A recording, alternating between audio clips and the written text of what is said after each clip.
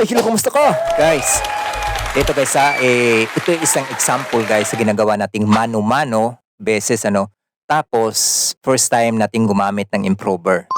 Bread improver. Any bread improver guys, ano mang brand niyo yung ginagamit, napakaganda. Basta, tama lang ang percentage nito. Tingnan natin mabuti sa level para inyo itong makukuha kahit anong brand pa yan ng bread improver. Okay? Dito guys ang kagandahan sa may breed improver, focus tayo dito sa breed improver. Ang kagandahan, naging matibay ang ating dough, nagiging napakaganda ng texture ng ating dough at tinapay na. Okay? Yan, sa first rising natin, huwag kalimutan talagang tanggalin ang hangin. Okay? Kasi pag didiretsuhin lang natin, kahit may improver pa yan, pangit pa rin ang labas. So kailangan nating tanggalin yung hangin yan, tapos bibilogin natin ulit para mapaganda. Tingnan niyo naman nakuha ko kasi ng base, yung kadalas ko kasing mga tutorial mano-mano sa tinapay, talagang walang improver. Pero pagdating diyan, ang laking kaibahan. Parang kusa na siyang pinapaganda ang ating dough kahit hindi pa natin na-form ito ng forma ng ating tinapay. Okay? Yun nga lang talagang bagay talaga siya sa napakalambot. Ang bread improver talaga, the best gamitin talaga sa mga loaf, maramihang gawa.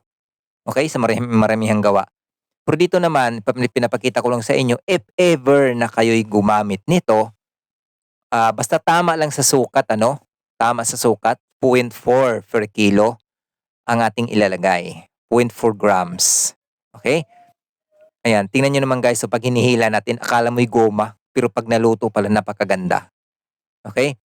Yan ang ginagawa natin. Ayan ang una nating pangalawang paalsa yan. Need nating iganyan para tuluyang makuha yung hangin sa tinapay natin para pag umalsa na yan, nagiging solid na. Okay? Nagiging solid na yan. Okay, basta may yeast ang inyong ginagamit ginagawang tinapay, napakaganda. Pero sa nagtatanong na kung improver lang walang yeast, hindi din po pwede yan. Partner po talaga yan sila.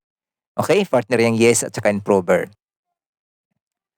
Ayan guys hindi ko, yan ang ating pinipigura 4 minutes lang nung bilog natin pangalawa, pwede na nating bilogin ng konti dyan, ilalagay natin, yan ang ating pag-window test, okay? Yan, pag ganyan na, napakakinis lang. Yan ang aking ginagawa, ayan ang aking cheese Bavarian, sinasampulan ko lang kayo sa style, itry nyo rin na mag-card ng kiso dyan, tapos lagyan nyo ng konting sugar, napakaganda din talaga ang labas, okay? Yan ang ating dough, talagang kahit anong ipalaman mo rin dyan, maganda din. Simple lang naman pag nagawa tayo ng cheese Bavarian or anong ipalaman natin dyan. Stylean lang natin ang halos kahit ano namang style basta magiging maganda at maaakit ang ating mga customer. Pasok pa rin yan guys sa ating pagbebenta. Okay? Ay 350 grams lamang. Okay? Yan, 350 grams. Yan. Huwag niyong kalimutan na lagyan kaagad ng gatas. Huwag niyo nang lagyan ng banya na iyay alsado na kasi isa ding dahilan yan para lumiit ang ating tinapay. Okay? Ayan. Kahit alsadong-alsado na siya, sinalang ko kanina, nagdikita na talaga. Pag naluto, ganyan pa rin ang resulta. Napakaganda ng imulmol. Di ba? Napakaganda. Kaya sana inyo yung matry. Or kung pang personal consumption naman, ay talagang okay lang yun. Kahit walang improver. Pero pag maramihan na talagang inyong gawa, mas maganda talagang meron. Kasi panatag ang loob natin na, siyempre maramihan talagang gusto natin ma-maintain. Ayan, tinan mo ating cheese Bavarian, napakaganda. Okay? Napakalambot niya. At tamang-tama lang talaga kahit alsado ko nung sinalang. Okay? Follow for more.